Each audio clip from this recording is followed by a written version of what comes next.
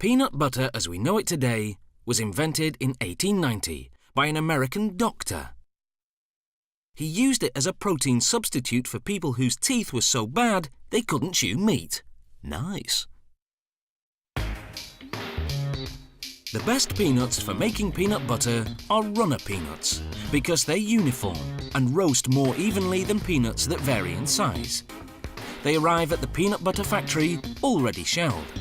To make a 500-gram jar of peanut butter, it takes 565 grams. That's about 1,100 nuts.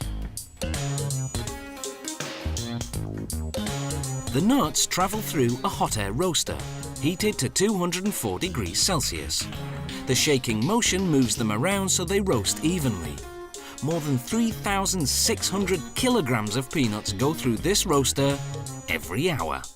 When they come out, they've turned from white to light brown.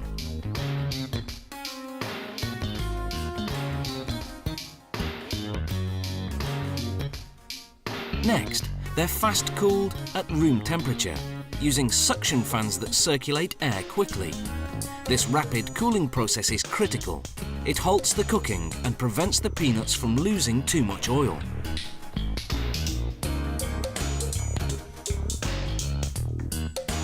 Next, the peanuts go through a machine called the blancher. It removes the outer skins by rubbing them between rubber belts. Then it splits the kernels and removes the heart of the peanut, which has a slightly bitter taste. But what's discarded doesn't go to waste. The skins go to farmers for pig feed, and the hearts go into bird feed.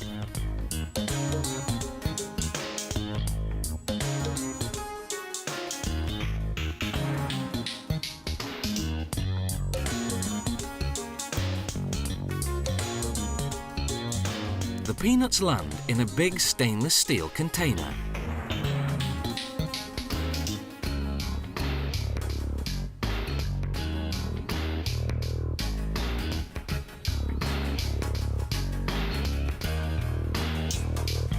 From there, they drop down into the grinder to be ground into a paste.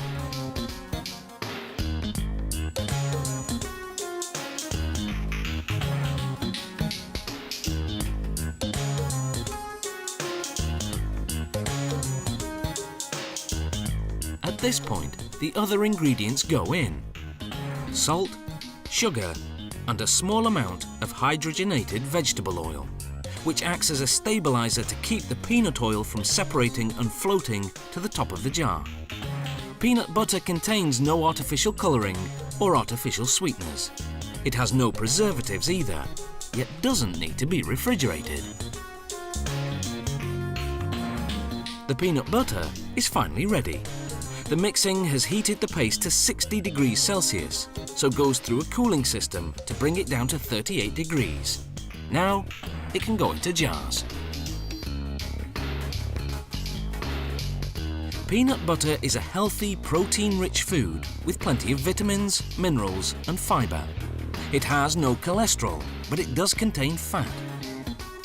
The good news is that more than 80% of that fat is unsaturated. In other words, good fat that may actually help lower certain cholesterol levels in the blood. The bad news is that the rest of the fat content is trans fat, or bad fat.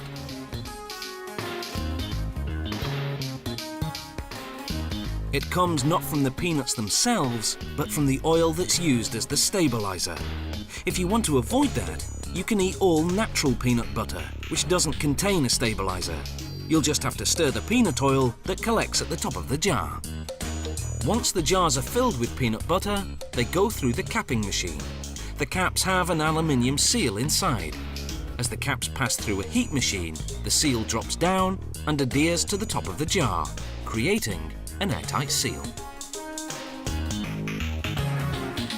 A machine prints the production date and expiration date.